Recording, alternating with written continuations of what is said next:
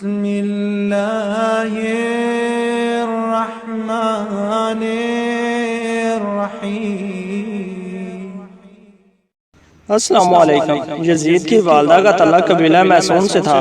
جب 645 عیسوی میں یزید پیدا ہوا تو اس کی ماں میسون طلاق لے کر اپنے قبیلہ میں آ گئی۔ میسون قبیلہ ابھی نیا مسلمان ہوا تھا، جس کی وجہ سے ابھی تک عیسائیت کے رسم و رواج قبیلہ میں موجود تھے۔ اسی عیسائیت والے ماحول میں یزید کی پرورش ہوئی، تبھی تو مسیحیت کی تعلیمات یزید میں رچ بس گئیں۔ بندروں کو پال کر ان سے کھیلنا، شراب خوری اور شطرنج کی مصروفیت کے اجاگر پہلو تھے۔ انتہائی مخالفت کے باوجود 60 ہجری میں تخت نشین ہوا۔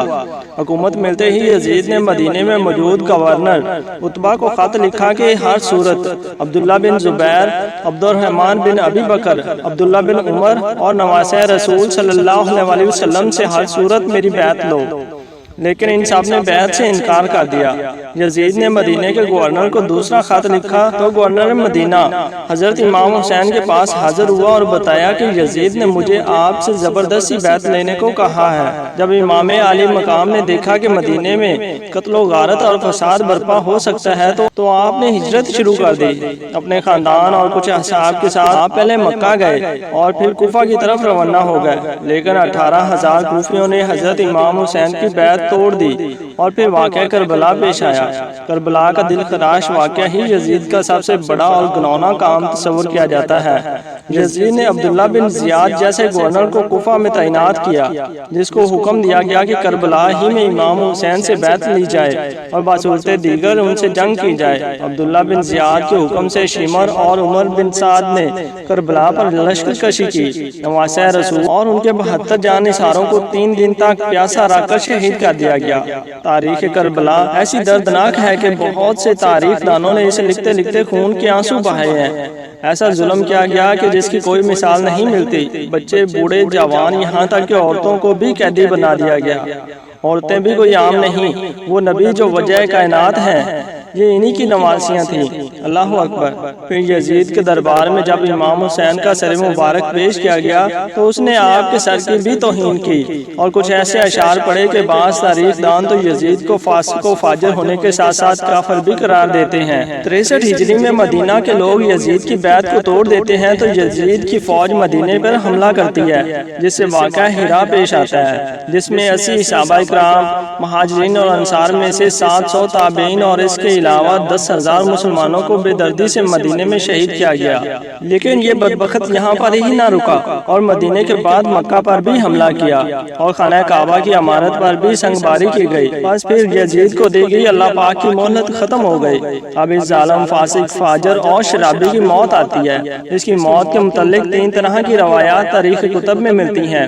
پہلی روایت تو یہ ہے کہ یزید ایک رومی نسل کی خوبصورت لڑکی کے عشق میں مبتلا ہو گیا۔ یزید نے اس لڑکی کو حاصل کرنے کے لیے ہر ممکن کوشش کی، یہاں تک کہ اس کے سارے خاندان کو بھی مروا دیا، لیکن پھر بھی وہ لڑکی یزید کے ہاتھ نہ آ سکی۔ وہ لڑکی جب بھی یزید کے دربار میں آتی تو قسم اٹھاتی کہ مر تو سکتی ہوں لیکن تمہاری نہیں ہو سکتی۔ ایک دن لڑکی کے دل میں آیا کہ وہ اپنے والدین کے قتل کا بدلہ لے۔ لڑکی نے یزید کو رنگ رلیاں منانے کے لیے ایک جنگل میں اکیلے بلایا۔ ویرانے میں یزید شراب پی پی کر مست ہو گیا۔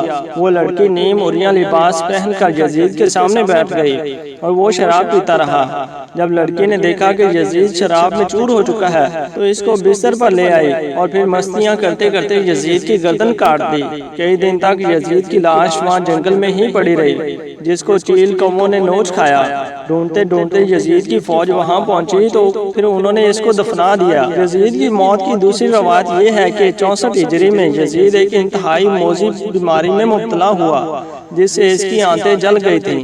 وہ مچھلی کی طرح تڑپتا رہتا، پیاس اس شدت سے لگتی کہ وہ خود پانی کے تالاب میں جا گرتا، لیکن گلا اس قدر بند تھا کہ ایک بوند پانی بھی حلق سے نہ اترتا۔ اسی حالت میں 3 دن رہنے کے بعد یزید کی موت ہو گئی۔ یزید کی موت کی تیسری روایت یہ ہے کہ چونکہ یزید بندر پالنے کا شوقین تھا اور اسی شوق نے اس کی جان لی۔ ایک دن یزید نے ایک بندر کو وحشی خچر پر بٹھا دیا اور خود اس کے پیچھے گھوڑا دوڑانے لگا۔ جنگل میں پہنچ کر گھوڑے نے نواسہ رسول کے قاتل کو اپنی پیٹھ سے گرا دیا اور یزید کا پاؤں گھوڑے کی رکاب میں پھنس گیا۔ وہ گھوڑا دوڑتا رہا اور یزید زمین پر گرتے گرتے اس کا سر ایک پتھر پر جا ٹکرایا، لیکن وہ گھوڑا نہ رکا یہاں تک کہ اس کا پورا جسم پامال ہونے لگا۔ یزید کی فوج نے جب یزید کی لاش کو دیکھا تو وہ کہنے لگے حسین ابن علی کے خون کی یہی سزا ہے۔ یزید صرف 3 برس اور 6 ماہ تک شرارت و خباثت کے ذریعے تخت پر قابض رہا اور پھر 39 سال کی عمر میں مر گیا۔ آج بھی اس ملعون کی قبر دمشق میں نشان عبرت ہے۔ آخر میں دعا ہے کہ اللہ رب العزت ہم سب کو صحیح معنوں میں اور دکھاوے سے